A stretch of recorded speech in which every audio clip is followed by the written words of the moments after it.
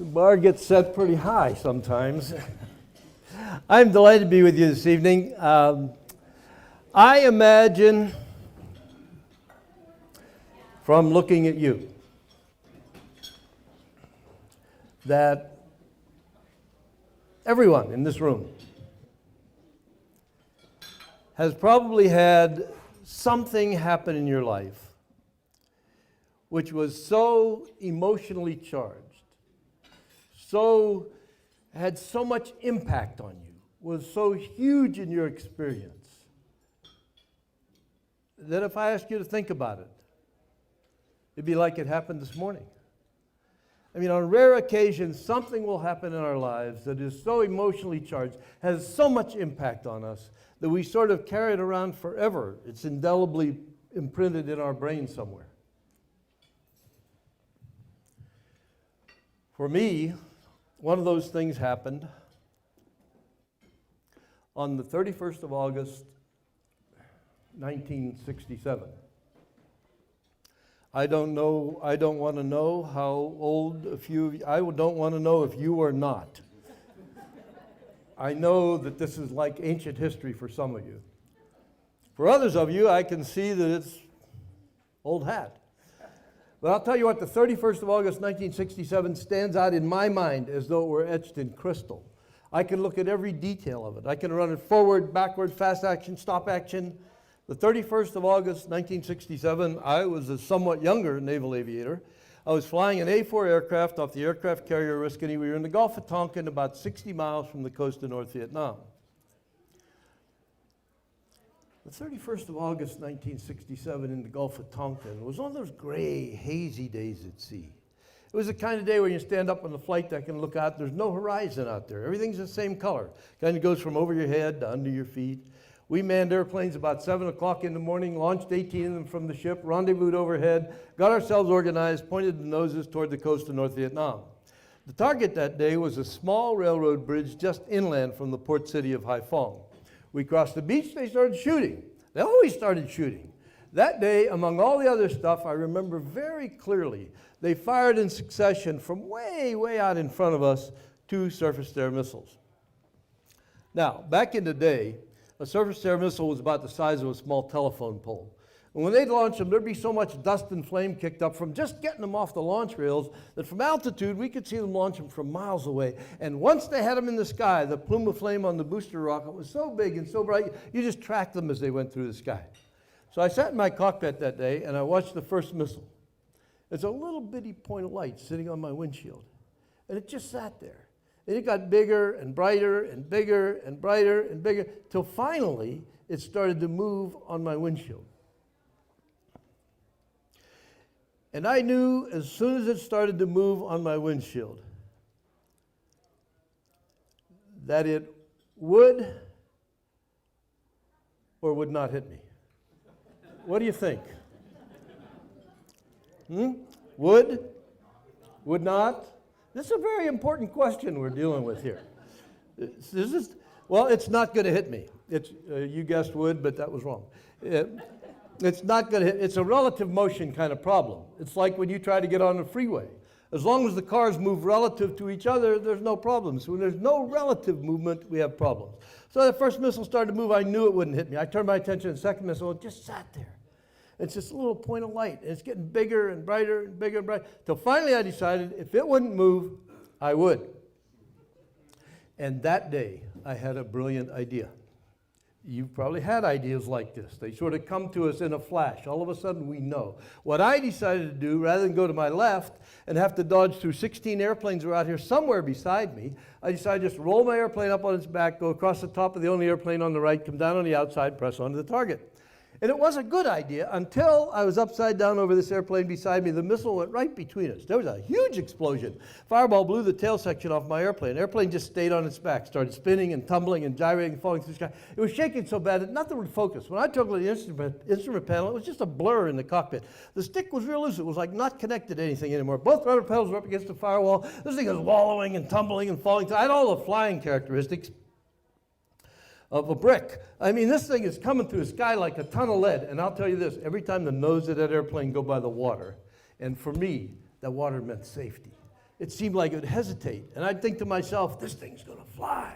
And I'd start stirring on that stick and kicking the pedals. The nose would whip off. Going through 4,000 feet, I got a glimpse of my altimeter, ejected from the airplane, had a parachute, landed in the middle of a small North Vietnamese village. Now, when I landed, there was nobody around. I don't know where they were. They went away wherever they went for air raids. So I get rid of my helmet and my parachute. I ducked out between the hooches, and I started running out across the rice paddy. And as I'm running out across the rice paddy, I can look up and I can watch those airplanes flying away. So I'm kind of, and running's probably not a good word for what happens in a rice paddy. You know, the mud's about this deep out there, and I'm slugging my way through it as best I can, and I'm watching those airplanes. I get to about the middle of the rice paddy, and I can see that one of those airplanes is turning around, and he was coming back. So I stopped right there. I started digging around in my gear, and I dug out a little radio that we carried. Now, I had had this radio in my hands a lot of times. The Navy used to make us get them out every couple weeks and check the batteries. We used to play with them on the ship. The point is, I've had this radio in my hands a lot. But now I'm standing out in the middle of a rice paddy. I got mud up to the middle of my calves. I'm watching that airplane. He's coming right straight at me. I've got this little radio. For the life of me, I couldn't get the radio turned on. It was like I had all thumbs on both my hands. I'm watching him, and he's getting closer, and I'm trying to get the doggone, and it's not a complicated machine. It only has maybe 2 or 3 little switches on it, but I can't get the switches in the right sequence, and he's getting closer and closer until finally, about the time he boomed across the top, I managed to mash down on the right combination of buttons on that radio, and it sparked to life, which allowed me to say, in my very finest airline pilot drawl, it's me down here. Somebody's got to come get me. I need somebody to get me out of here. I need somebody. And I started babbling in this radio. And my voice was up about 3 octaves. And it's just all gushing out of me. And I remember thinking to myself, oh, this does not sound good. But there was nothing I could do about it. The best thing that happened was I ran myself out of breath. And when I ran out of breath, I had to pause the inhale. And when I paused the inhale, I let off one of those buttons on that radio, which allowed Dean then to get a word in edgewise. And Dean said, you know, we cannot come and get you. At which point, I couldn't think of anything clever to say anymore. And Dean said, I'll see you when this is over. And he flew away.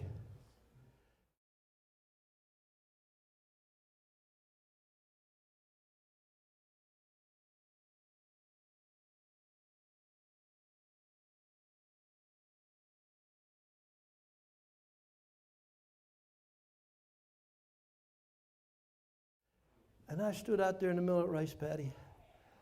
I don't know how to describe it to you. It was like I was the only person in the entire universe.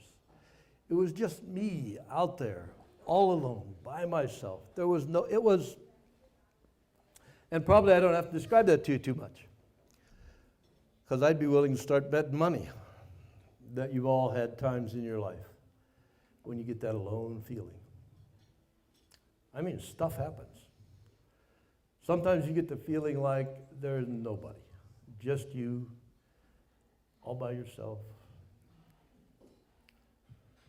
Well, I wasn't alone for very long, of course. The next thing that happened was I was immediately surrounded by about 1 million North Vietnamese. That's exaggeration. There were 830,000 of them. I don't know where they came from. They captured me so fast it'd make your head swim. They drug me up out of that rice paddy, and they proceeded to tie me up with miles and miles and miles. They had so much rope wrapped around me, you wouldn't believe it. There was rope everywhere. And after they had me all tied up with all this rope, then they decided they wanted to undress me. And they didn't untie me, but rather they took a big machete made out of the leaf spring of a car, and they would reach in between the rope and just grab handfuls of my gear and chop it away. And I had on all my flight gear, of course. I had on, you know what that looks like? How many of you have seen Top Gun? Come on, it's un-American to not see Top Gun. Okay, you remember in the movie when Tom Cruise and Goose are walking across the tarmac, they're carrying their helmets, they have on G-suits, torso harness, all that stuff. That's the way I looked. Of course, I was a little better looking than Tom Cruise, but that was some years ago. They chopped it away till there was nothing but me and my miles of rope and my undershorts. And that started for me what would turn out to be 5.5 years in prison in North Vietnam. The question I'm most frequently asked about that is this: How did you do that? How were you able to do that? How could you do that? And that's the question I'd like to talk with you about for a few minutes this evening. Actually, when I start to think about what am I talking about when I have the opportunity to talk about my life, the list gets to be longer and longer and longer in my head. See, here, I think I'm going to talk about the future and how you're going to get yourself into the future, which is unknown and unknowable. Oh, yeah, I know. You'll tell me what you're going to be doing 6 months from now, but I get out my wad, I want to start betting on it. All bets are off. That future is so fragile. So I think I talk about the future. How are you going to get yourself in the future? I think I talk about all the change that's going on. How do you deal with all the change that's going on? I think I talk about how you cope with the pressure in your life. I think I talk about how you keep things in some sort of balance. I think I talk about how you exercise the influence that you have. I think I talk about how you communicate with the people around you. I think I talk about all of eternity. And I want to talk about all those things and more this evening by means of an analogy. An analogy is, there's no free ride here. This is a test. An analogy is a comparison. A comparison. I want to tell you a story this evening. The inference is that somehow we could make some sort of connection between the story I want to tell you and that whole list of things I just started on. Now, I know from experience I can make a few of those connections. Believe me, when I can remember to do that, I'm going to try. More interesting to me, at any rate, is I find that you can make lots more connections than I can make. So, I would like for you to hang in there for a little while this evening, after dinner, with this question burning uppermost in your mind. So what? So what do I care what that guy says? Why would I even listen to that guy? So what?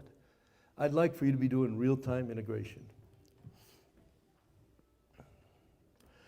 Now the analogy goes like, well, here, I'll set the scene for you. I was kept locked up for years in cells that were never quite big enough for the number of people who were in them. On average, I lived with about 6 other guys or 5. I've been by myself for a few months. I lived with a group of 20 men one time for a year and a half. But on average, there were probably 5 or 6 of us in one of these cells. And a lot of them were cells, too. A lot of them were in dungeon-like prisons that the French had built over there in the early 1900s.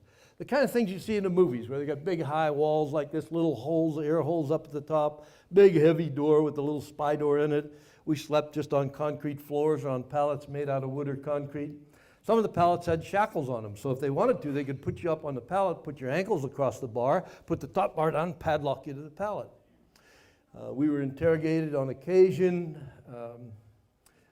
beaten on rare occasion, tortured on very, very rare occasion. We were not allowed to see or have any contact with any Americans outside of our own cell. They wanted us to be isolated and cut off cell by cell by cell. They believed in divide and conquer, and that's the way they were trying to run this thing. We had, can you kind of picture what I'm trying to describe? You've seen enough movies, groups of Americans locked up in these cells. How do we do it? Well, in my mind, the answer to that question is really very, very simple. How did we do it? We did what we had to do. We did our best. We did it day after day after day after day after day after day after day after day after day. We kept our sense of humor. We decided that we were going to grow through that experience. And we kept the faith. Faith in ourselves, faith in each other, faith in our country, faith in God. See, and I see those things as directly translatable into your lives. I mean, how will you get yourself into the future? How do you deal with your problems? How do you handle all the change? How do you cope with the pressure in your life? How do you keep things in some sort of balance? How do you do what you have to do? You doing your best? You keep your sense of humor? You growing through all this stuff? You keep the faith? But wait, before I press you too hard, I owe you some answers. How do we do it? Well, the very first thing we decided we had to be able to do was somehow communicate amongst these cells.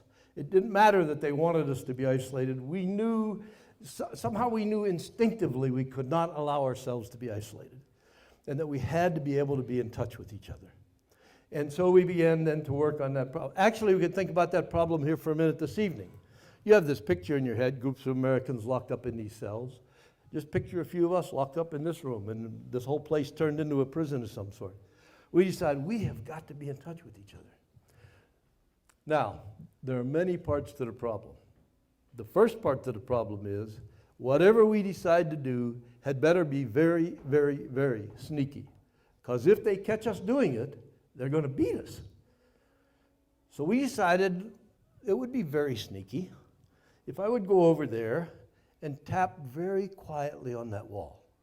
That'd be sneaky. Next part of the problem was this. We must now think of something that we go over there and tap very quietly on that wall. So that if we got the right answer, we would know immediately that was an American. What's that sound like, Nancy? Morse code. Well, Morse code presented a problem for us. I knew Morse code, of course. I used to have to take tests on Morse code, figure out how to thump dots and dashes. So, that's exactly right. So I go over to the wall, it's going to sound like this. Dot, dot, dot, dot. I can tell you this. If there's an American within 100 miles, they go dot, dot. See? I don't know why that is. I used to think it was because of Burma shave. Then I find out there are people now that don't know what Burma shave was. See? And actually you have to remember now, my experience in Hanoi is through a keyhole in a prison, but they couldn't replicate the rhythm. Oh, they knew what we were doing. They beat it out of us. But when they'd come around to try to tap us up on the wall and get us in trouble, it never sounded like dot, dot, dot, dot when they did it. It'd be different. It'd sound like dot, dot, dot, dot. It was, they didn't have Looney Tunes in that country, you know. Okay, so we're going to go over to the wall now, and we're going to tap very quietly. Dot, dot, dot, dot. We get the answer. Dot, dot. We know. What would you do next? Nancy's working on Morse code. I need other ideas. Huh? You're doing rhythm for music.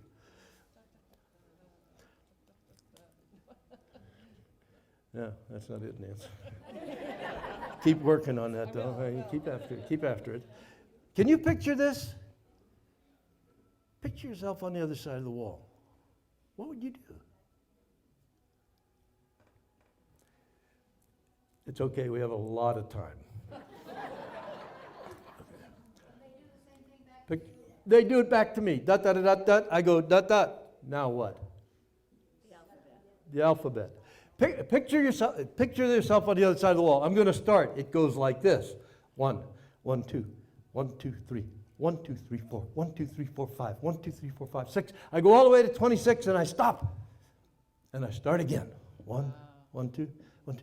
So exactly the way we'll start. We'll use 1 for the letter A, 2 for the letter B, 3. Hey, this has to be very simple. Some of these guys are in the Marine Corps. Some of them are even in the Air Force, if you could picture this. So it has to be very simple. We'll start 1 for the letter A, 2 for the letter B, 3 for the letter... I can't tell you how old it gets tapped 15 times on that wall to go find the letter O in our alphabet. And not only that, in our alphabet, the really good letters, they're down there towards the end someplace. So the next thing we did was, picture this in your mind, we built a 5x5 matrix into which we put the letters of the alphabet. Now, some of you know that I have 25 squares and 26 letters I have to deal with. For others of you, that was news. So we use the letter C for the letter K, everything will fit. So you picture this matrix, A, B, C, K, D, E, F, G, H, huh? Now I could tap a number across the top, a number down the side, locate a letter in the matrix. We'd go fast. That code was so good. We go about 30 words a minute. We were the original text messengers. That code was, it's probably why we never bothered to figure out how to do Morse code on the walls, because we had this other thing and it worked so well. And we could use it for everything. We used it all the time. If they would take you outside and give you the bamboo broom and tell you to sweep down the walkway in between the buildings, you could sweep in the code. See, it sound like this. It was like being on the radio. Everybody listened. The whole world was out there waiting to hear. You could tell jokes, whatever you want to do. And then if they took us out, did not give us the bamboo broom, we did it with body noises. Not the kind of body noises some of you are thinking about. But it sounded like, and we'd cough and hack and sputter and spit. You get in a punchline to your joke. How do we do it? The first thing we did, always, was worked out this whole communications process.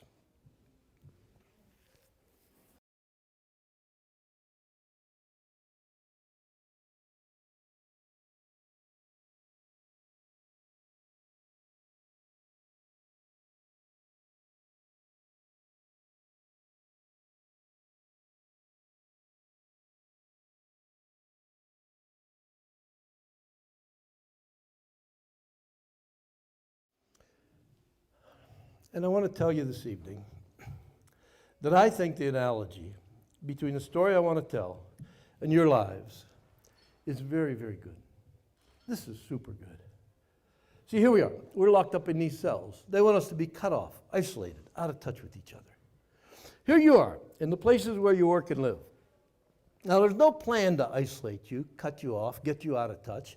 But I know when I start asking the question like, hey, how easy is it for you to start to feel like somehow you're getting disconnected from the people around you, people that are close to you, people you work for, people that work for you. People, how easy is it for us to start to feel isolated and alone and out of touch? It is so easy. Why should we be concerned about that where we were? Well, for starters, if we're going to do anything on a scale larger than a few of us locked up in one of these cells, we've got to be able to communicate. If we're going to get organized here, figure out who's in charge, what are we supposed to be doing, how do we do it, how do we help each other, anything on a scale larger than a few of us locked up here, we've got to be able to communicate. Why should you be concerned about that where you are? Quite frankly, I think the answers are the same. They're exactly the same. See, how difficult was that process where we were? It was very difficult. It was hard. I used to have a callus on my knuckle. It was about 3/8 of an inch deep from tapping on that wall. And some days if they'd want to mess with us, they'd come around and make us hold out our hands. If you had calluses, you'd get knocked around for a little while. Now, I thought that'd be okay on rare occasion, rather than every day for hours lay on that filthy floor trying to look under that door. Because if I'm up here tapping on this wall, there's none of my cellmates goofing off. We're in this together. We're looking out for each other. They're laying for hours on these filthy floors trying to listen for footsteps. It was just a very difficult process. How difficult is that process where you are? Well, it's very difficult. It's very hard. I mean, how many of you in this room think that you can say something and that's the way it'll be? See, you know better than that. We say stuff till we're blue in the face. We say it over and over and over again. It's just a very difficult process. It's a very difficult process. So I think the analogy is pretty good between the story I want to tell and your work and your lives. How do we do it? First thing we did always was worked out this whole communications process. Hey, I commend that to your thinking. See, I don't know y'all. I don't know how it is where you are. I'm going to tell you what I know. I know that if the communications process isn't working very well for you where you are, I know who has to fix it. You do. And if you don't belly up to it, it ain't going to get fixed. And can nobody fix that for you? If the communications process isn't working well for you, with family, with people at work, with people who are close to you, if you have to fix it. You do. Nobody can do that for you. You have to fix it. And it's fundamental to our ability to live together, work together, be together. How do we do it? The first thing we did was worked out this whole communications process. Second thing we did, exactly the same way you had done it if you had been there, was we worked out the entertainment schedule. Now, here's the way we used to do that. We used to have cell meetings. We always had 100% attendance at our meetings.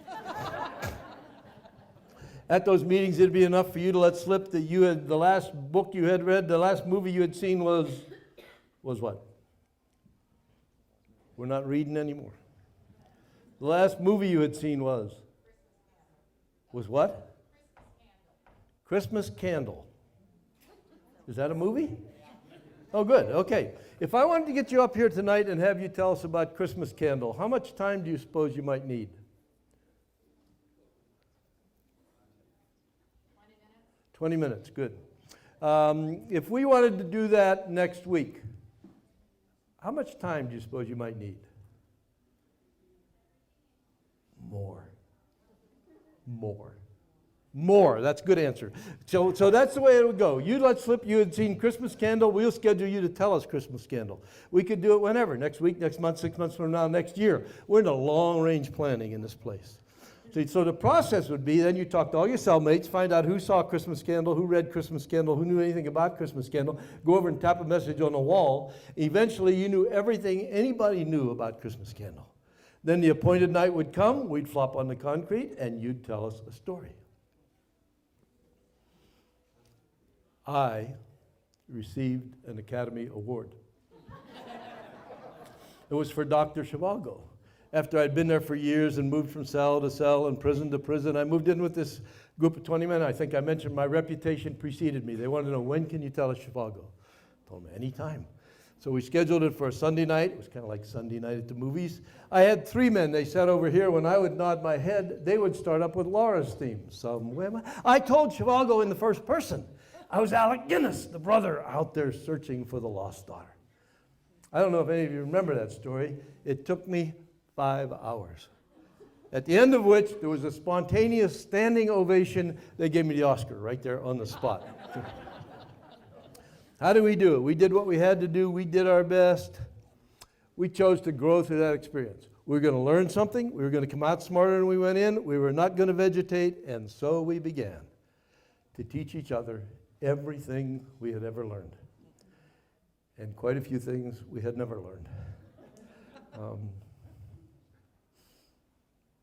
I learned to play the piano when I was in prison. I lived with a fellow who had taken piano lessons as a child. We decided I should learn to play. So we took toilet paper, we glued it together with rice, we took ashes and dirt, we drew a keyboard on it. John taught me how to read the keyboard, he taught me how to read music, he taught me all the little finger exercises that go along with playing the piano. I used to practice faithfully. And on Sundays, I would give concerts. See, I would take my piano, I would spread out in my end of that cell. I have played some of the most beautiful music in the world, and I have most certainly played with more enthusiasm than anyone's ever played. My roommates, they loved it, of course. Well, if they didn't like what I was playing, they could listen to something else. And I would play the piano, and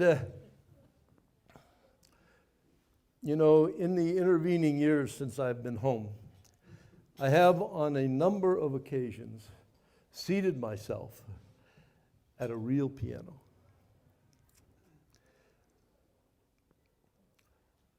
I don't know what was wrong with those pianos. It wasn't like in my head. In my head, it's perfect. I know how to do it. I understand it. But when I sit at a keyboard, it's a total disaster. I can't get it out the ends of my fingers. And I find a lot of things to be like that, too. Maybe you do. They're perfect up here in our heads, and then it's a downhill run all the way. I mean, like this communications process I was just talking about. How is that in your head? I'll bet it's perfect in your head.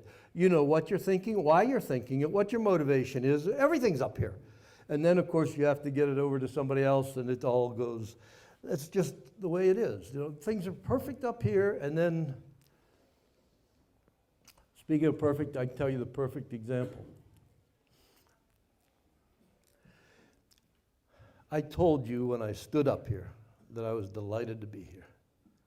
Now, it's very difficult for me to explain that to you. But you see, tonight, in this little wee bitty period of time, I will have an opportunity to have a positive impact in your lives. I've been thinking about this.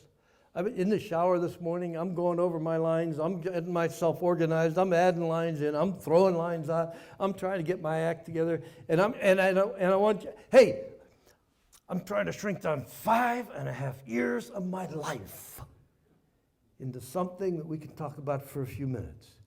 Touch on the so what question. And I want you to know this. No matter what happens in here this evening, in the shower this morning, it was perfect. Things are just that way. They're perfect up here, and then It would have been enough over there for you to let slip you had taken a biology biology course. We'd make you the biology professor. Same sort of process as the movies, really. Talk to everybody. Find out what they knew about leaves, twigs, bugs, worms. Go tap messages on the wall. Eventually, you knew everything. You start teaching the biology course. I was the French professor. The way that happened was this. They came in one day, and they took two of us out, and they split us up, and they began to beat on us. And they told us, they had a guard listening outside that door, and he heard us talking about things we were not allowed to talk about. Well, 6 weeks later, when they dumped the two of us back in the cell, the roommates wanted to know, what's going on with you? You won't believe this. They are listening outside these doors. They don't understand English very well, and we are getting hammered for what they think we're saying. So we came to the only logical conclusion, which was we would quit speaking English. What we decided to speak was, I didn't teach the French course yet. What we decided to speak was Pig Latin. Yes, we set aside a whole evening to review the rules for the grammatical construction of Pig Latin. That takes 1 minute. Next morning, crack of dawn, we started speaking nothing but Pig Latin. I don't know if you've ever spoken nothing but Pig Latin. I can tell you how long you can speak nothing but Pig Latin before you go stark raving mad. It takes about 4 hours. In the middle of all that, I let slip that I had taken French. I had 2 years in high school, 2 years in the Naval Academy. My roommates who were going crazy trying to speak Pig Latin decided we should immediately shift to French. Yeah, it didn't matter, mind you. I didn't learn anything in those 4 years. So I had a quick go tap a message on the wall saying, now I'm the French professor. Who knows French words? I need vocabulary. And I began to teach French, and I taught French for years. By the time we came back to the United States, I had 6 men absolutely fluent in the French language. According to me. Hey, there are some problems with that language. I had to make some stuff up. But you should have heard them speak it. How do we do it? We did what we had to do. We did our best. We chose to grow through that experience. We remembered and memorized everything. I'm completely convinced that everything you have ever been exposed to is recorded. The only question is, you go on to get it. Everything is up here. We put it in and day out, day after day. It's all up here. It was important to us, for some reason, to be able to name in chronological order every teacher you ever had in your life. Or be able to come up with the name of every student in your 5th grade homeroom. Everything is in your head. You'd be amazed what's in your head. For example, when I was first shot down, they took me to Hanoi and they began to interrogate me. They wanted to know some things. I wanted to tell them my name, rank, serial number, date of birth. Well, the interrogations led to beatings, and the beatings led to torture. They really wanted to know. And what happened was, we got to the point where I hurt so badly, the pain was so great, that I knew if this kept up, I was going to go crazy. And I didn't want to go crazy. Because even as a junior officer, I had my little itty-bitty share of military secrets, and I thought if I'm crazy, there's no telling what I'll say to these people. So what I decided I was going to do was hold out as long as I possibly could and lie. And that's what happened. We got to the point where I knew I had to do something. I was so desperate. I started lying. I lied and lied and lied and lied. You can't imagine how much I lied. And the interrogators, of course, keep track of it. How many of you have experience with interrogators? Okay, I'll teach you some stuff about interrogators. Actually, I wouldn't be so quick to answer that question. How many of us have had bosses or have bosses? How many of us have spouses? See, this will not be totally unfamiliar. See, I'm lying about everything you can imagine. Interrogators never forget anything. They keep track of it all somehow. Finally, they got done with me and they left. Now, I'll try to describe this to you. I don't know how to tell you about how I hurt. I couldn't get up off the floor. My arms didn't work anymore. My arms didn't work for weeks and weeks and weeks. I ate by wiggling around in my stomach, stick my face in a bowl of rice. The pain was absolutely incredible, but worse than the pain was in my mind. It's the only time that I've ever been like this in my life where I could not pick a subject and think about it. It was as though I didn't have any control anymore. My mind just ricocheted around inside of my head. Think about crazy stuff, like the dog I had when I was a kid, or my home engineer, or the first car I bought, just out of control stuff flashing around in my head. into my mind came the first line of the 23rd Psalm. And that line kept coming into my mind. And I didn't want to think about it either, but I discovered, sort of by hit or by miss, that if I would think about that line, the Lord is my shepherd, I could think about that line. Well, my mama didn't raise any dummies. I started thinking about that line. Now, I worked on it and I had learned the 23rd Psalm when I was a little bitty guy in Sunday school. And over the years, I had been adrift. I had been so adrift. See, I'm ashamed to stand here tonight and tell you that at that point in my life, it had been years and years and years and years since I thought of the 23rd Psalm. But that line was there, and I could think about that line. I worked on it for days and days until from someplace, back here, in the back of my head somewhere, I dredged up the whole 23rd Psalm. And I discovered once I had done that, I had control of my mind back. Now, that certainly wasn't any accident. You know, Scripture tells us over and over and over again that God is faithful. And there was the Word of God planted in my head so that when I would be so desperate, it would be there. Everything's there. Everything is in your head. You put it in. Hey, you would be totally amazed what you could remember if I took you right down there and locked you up in that bathroom for a year. You'd be amazed what's in your head. It's all in there. We're putting it in and day out.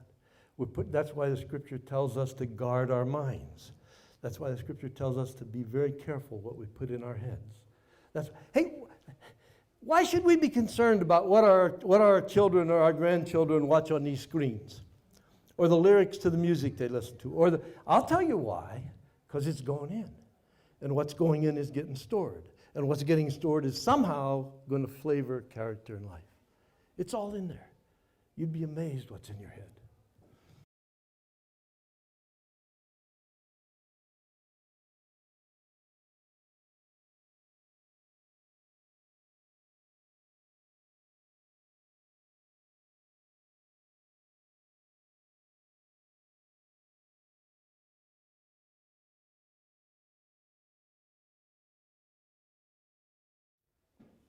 We had a fellow who lived with us in Hanoi. When he was a child, his parents used to they insisted that every year he had to memorize a poem which he would then recite at the annual family Thanksgiving dinner. He hated it, of course. But now, years later, we're sitting around in jail. Norm's able to recall great quantities of poetry. We get a message come tap through the wall, say, Norman is working on The Highwayman. He's stuck on the line that comes after, plaiting a dark red love knot into her long black hair. Who can help? We'd love to get those messages. We could argue for days, we could discuss for days whether anybody had ever heard of The Highwayman, read The Highwayman, knew anything about The Highwayman, and then we just make up lines and send them back to Norm. He's working hard over there, and we wanted to help. Eventually, through the wall, a line at a time would come The Highwayman, and we'd memorize it as it came. We had huge quantities of material memorized. Some of the things we memorized just for the beauty of the words. Whose woods these are, I think I know. His house is in the village, though. He will not see me stopping here to watch his woods fill up with snow. My little horse must think it queer to stop without a farmhouse near, between the woods and frozen lake, the darkest evening of the year. He gives his harness bells a shake to ask if there's been some mistake. The only other sound's the sweep of easy wind and downy flake. The woods are lovely, dark and deep, but I have promises to keep.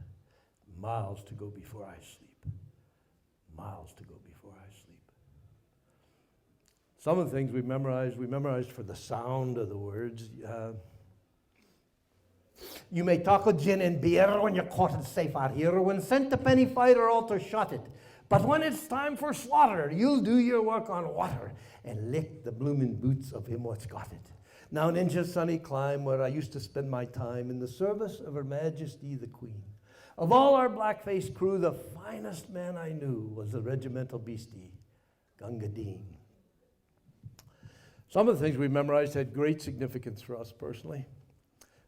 Maybe the way things go some days, they would have significance for you personally.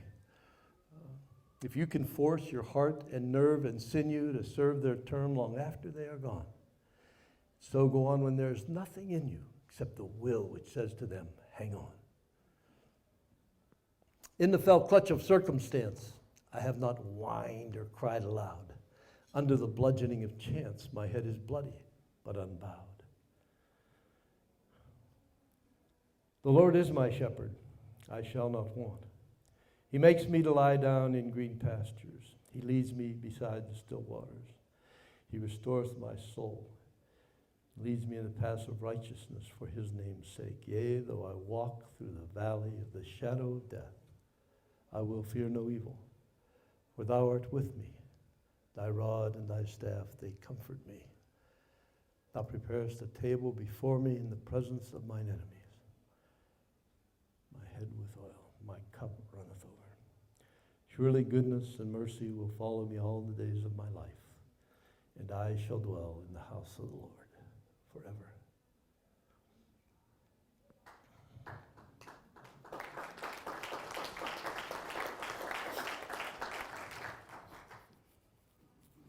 I suppose it was natural, since we were so enamored with those kinds of things, that we would try to write some poetry ourselves. I wrote a poem in French. Do any of you speak French? Oh, perfect. First verse. Je me demande comment dit-on tu es le monde à moi, par je veux dire ces choses chéries à toi, autant te voir. It was perfect. I knew you wondered about it. I have a good friend. I remember when he wrote his first poem, it was after the first meal of the day. Jerry took a bite out of the hunk of bread. He looked down and he started his first poem, went like this. Little weevil in my bread, I think I just bit off your head. It kind of went downhill from there, but we got him started. How do we do it? See, we laughed a lot. Laughter was one of our biggest coping mechanisms. It was kind of the way we tried to keep things in perspective, to cope with the pressure in our lives, to do. So I wonder how you do that. I wonder how you cope with the pressure in your life. I wonder how you keep things in some sort of perspective. I wonder how you... See, here's another thing I learned in prison. I know clearly, unequivocally, beyond a shadow of any doubt, who's responsible for the coping and balance in your life? You are. And if you don't take care of it, it's not going to get done. It is so easy to mess up our lives. It'd be easy. How easy is it supposed to be? Worry yourself into some sort of an ulcer. Pretty easy, I think. How easy is it supposed to be? How easy is it for us to ruin relationships that are important to us? Pretty easy, I think. How easy is it supposed to be? Drink yourself into a bottle. It's so easy to mess up our lives. And somehow we've got to keep this in perspective. I'll tell you something else I learned in prison. I know I'll never understand this. As long as I live, I'll never understand this. But I learned that the Lord God, creator of the universe, cares about my life. And he cares about your lives. See, we don't have to do this by ourselves, but somehow we got to keep this in balance. We got to cope. One of our coping mechanisms was laughter. We had a fellow went to interrogation. The interrogator wanted to know, in your country, where does your family live? He told him Kansas. He said, what do your family do? He said, they're farmers. He said, what do your family grow? He said, they grow updock.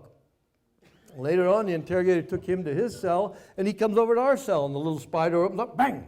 And there stands the elf. We have names for these people. And the elf wants to know, what's up, Doc? What's up, Doc? He keeps saying, what's up, Doc? And we are thinking to ourselves, the elf has blown a fuse here. It doesn't make a lick of sense. He wants to know what's up, Doc. And then he starts to get excited. And the next thing you know, he's got his head jammed in that little hole. His veins are spitting all over him. See, probably now you could identify a lot more closely with interrogators, spouses, bosses. It's not good for these people to get excited. He demands to know what's up, Doc. And we're saying, oh, give us a hint, give us a hint. Finally he says, up, Doc, you don't go to the farm in Kansas. We say, oh, up, Doc. It's about this high. We taught him everything there is to know about up, Doc. We give him the recipe for up, Doc bread. Whatever he wanted to learn, we were teaching. We laughed a lot. We had a fellow who had a cockroach, and he had built a chariot for his cockroach. He was concerned that someday we would announce that we wanted to have cockroach chariot races. So every day he would get his cockroach out, put the chariot on it, and run it around in a loop in the center of his cell. He was training his entry. If we're going to have races, you want to be ready to go. One day during a training session, the inevitable happened. Cockroach got out of the loop, under the door, and was gone. Now, you picture yourself on the other side of the wall. The message that comes tapping through says, have you seen a cockroach pulling a chariot?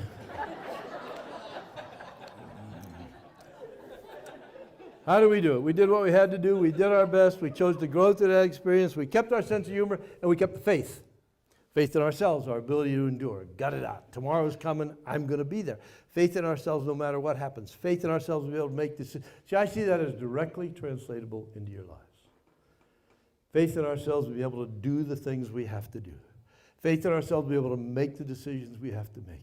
Faith in ourselves to be able to stand on our feet and say, this is right and this is wrong and this is where I stand.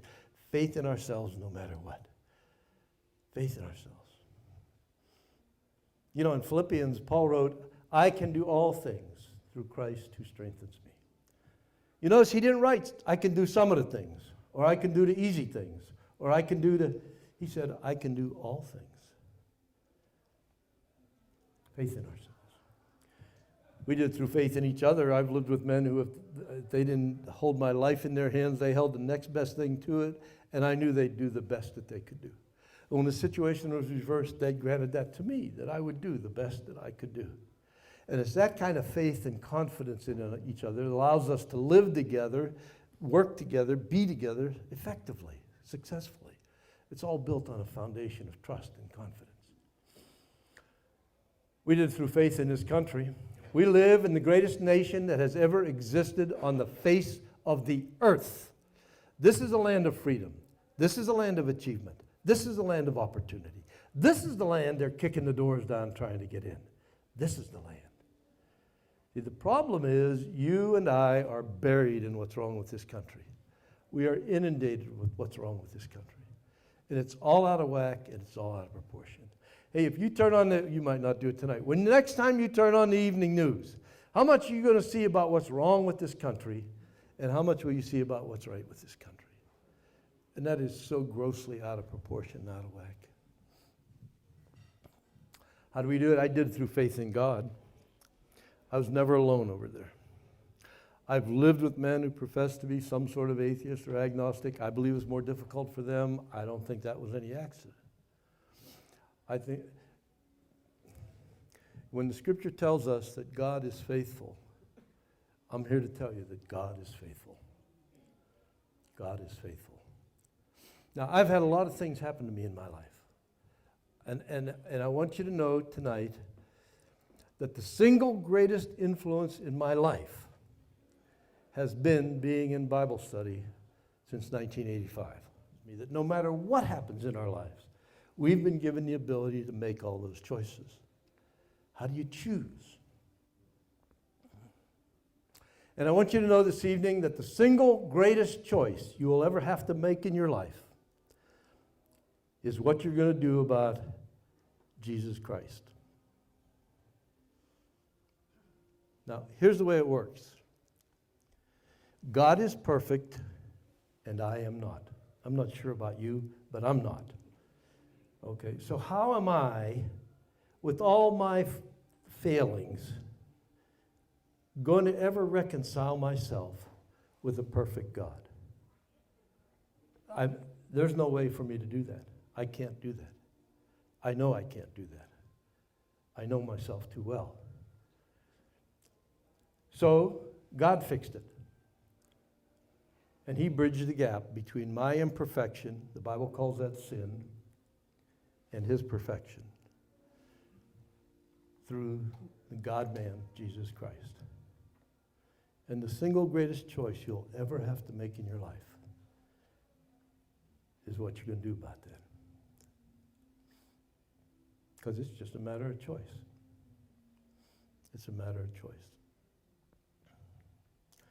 And the only way to be reconciled with a perfect God is through Jesus Christ. The only way for us to be reconciled. Why? Because we've heard the story. You've heard the news. Okay? Don't worry about those people in Africa that never heard anything.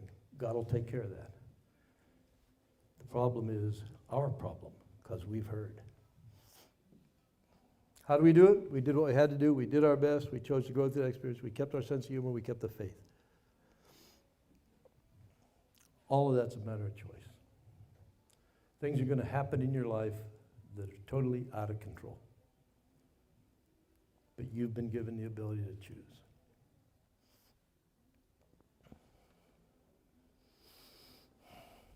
Now, I'm out of airspeed, altitude, and ideas all about the same time. If anybody has any questions or wants to make any comments, I'd be happy to try to field them. It works pretty well. You make up questions, I make up answers. Anybody have anything? Any questions? Any comments? Answer that exactly. She asked me, did all these other guys come to the Lord? I don't know. But sometimes I get asked this question. Are there, you know the little saying, there are no atheists in foxholes? Is that true? What do you think of that? And here's what I think of that. If there are atheists in foxholes, the only reason is because it is not deep enough and dirty enough yet. There are no atheists. Hey, when you watch the towers coming down on 9/11 and all those people running through the streets of New York, what were they saying? Oh my God, God help us. Oh my God. Why? Because that vacuum is built in us by the God that created us. So, I don't know.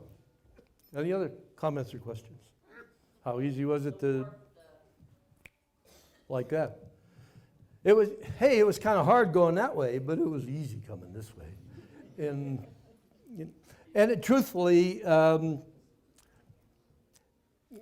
see, I'm trying to describe 5.5 years of my life, and there were changes in this time frame.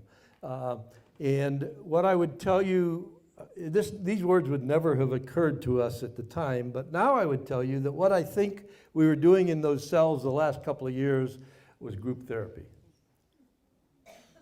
See, we're locked up forever, 24/7. We could pick any subject, talk about it as much as we wanted, talk about it again, do it again. And we were literally, I believe, doing group therapy. So when we came home, there was no adjustment, really, that I can remember. I mean, the food gave me problems for a little while, but it didn't slow me down.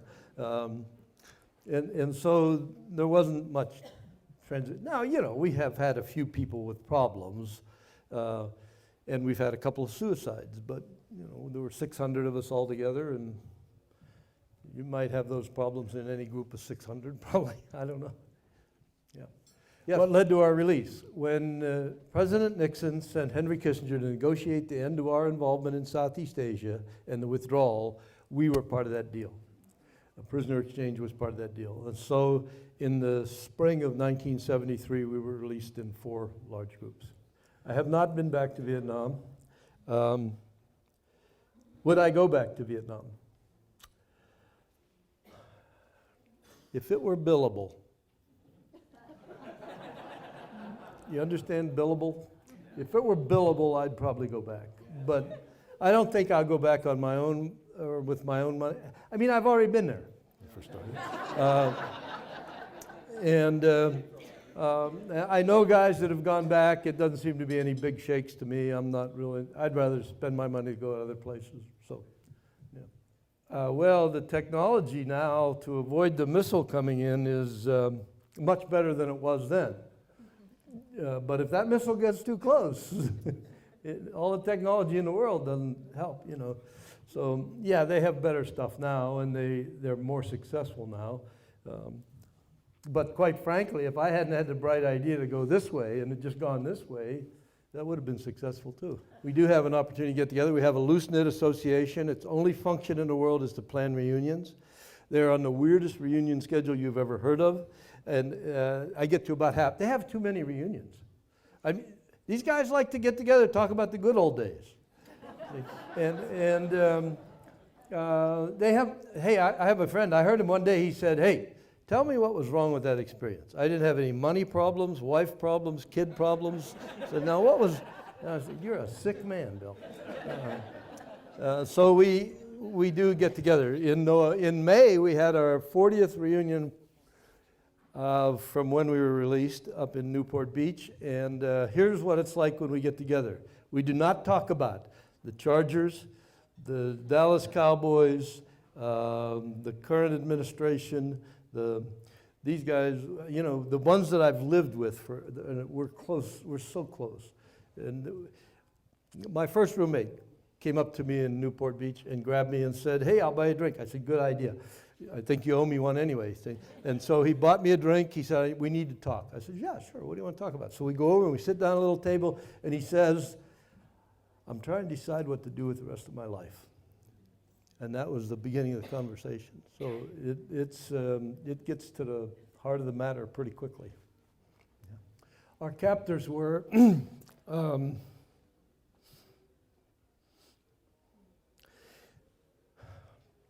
Vietnam. My time in Hanoi is my only experience with a totalitarian society. Okay, those people, they were, first of all, they were poorly educated. They were agrarian for the most part. And the guards who watched us were probably what we would call militia, or, I don't know, home guard or something like that. They weren't frontline forces. But it was like they turned them on and off with a little switch. When it get real quiet at night, over the walls of the prison in the little villages, you could hear the radio speaker. And that's the way it was over there. The radio speakers were all wired up to some place, and the only thing they got was Hanoi. And so one night they'd play this little music over the, you know, next morning the turnkey'd come, he'd open the door and go dump the buckets, no big deal. That night they'd play the war on those speakers. Next morning that turnkey'd open that door and he'd come in there like the wrath of God. And then the next night they'd play the music and he'd be back. And, you know, I've never seen anything like that. We were not allowed to learn Vietnamese. It would have been the perfect place to learn Vietnamese. But they wanted that to be the working language between their officers and their guards.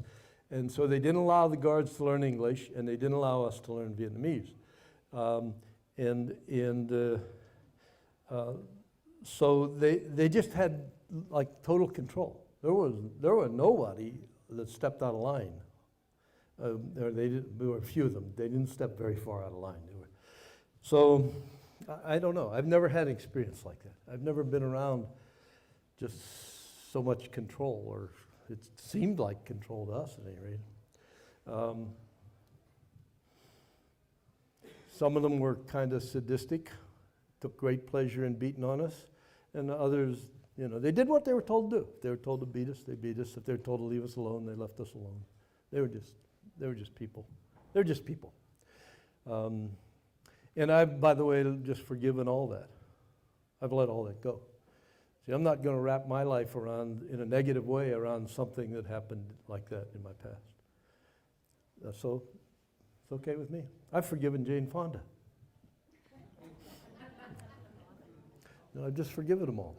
I'm not going to get all worked up about that stuff. I did think it was kind of cool when they had her picture in the urinals at March Air Force Base, but I've forgiven her. The PTSD problem and the Vietnam veteran problem and the current veteran problems, and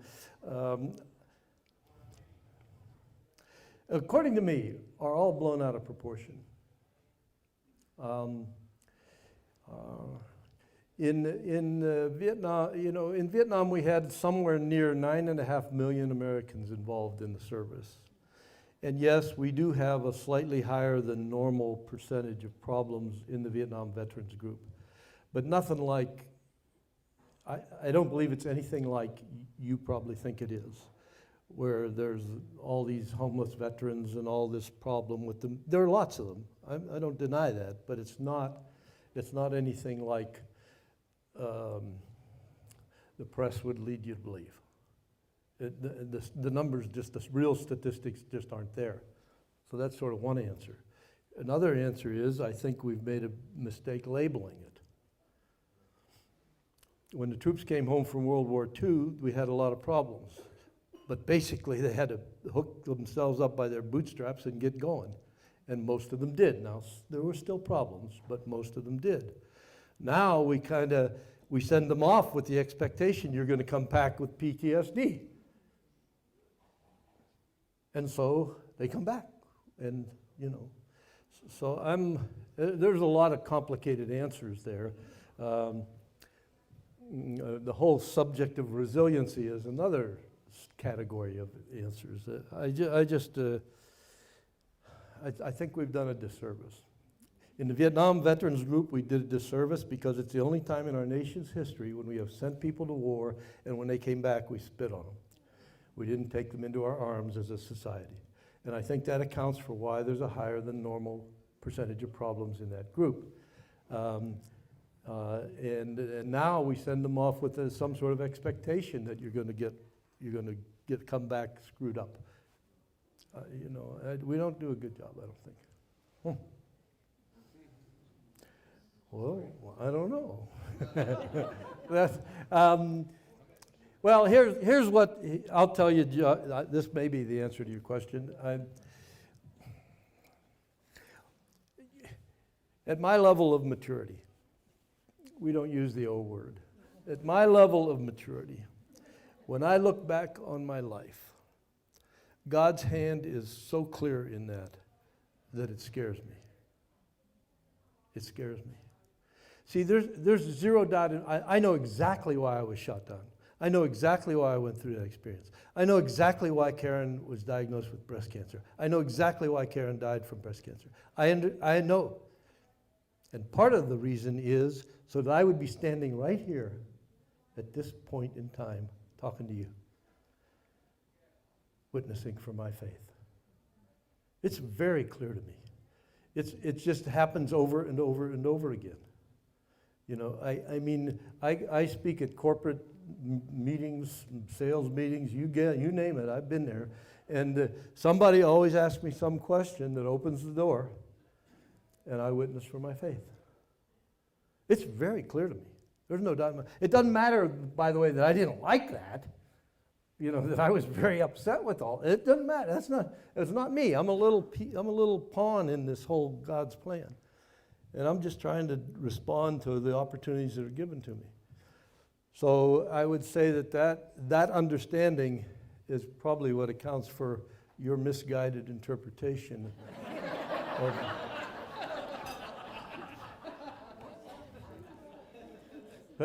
for such a time as this. That's right. What was Esther told by Mordecai? You've been prepared for such a time as this. Fortunately, they gave me a roommate after about a month and a half. So they bring this guy in, and big lecture. They throw this guy in my cell, and we fall into each other's arms, and we're crying and hugging, and finally we sit down and we start telling each other our stories, and they're the same, which was a huge comfort to me. Because I figured I was going to be a man without a country. I mean, how could I come home and face people? I hadn't done what I was supposed to do. And then here was Tom, and he's got the same story. I said, Tom, you and I, we'll be buddies. If we ever get out of here, we'll just bum around the world together. And then, then we go through more roommates and more cellmates, and we find out it's the same story everywhere. But that initial shock was just crushing. It was crushing. I think we're out of time. Ken has a schedule, and he's been trying to run his schedule, and I want him to be successful in running his schedule.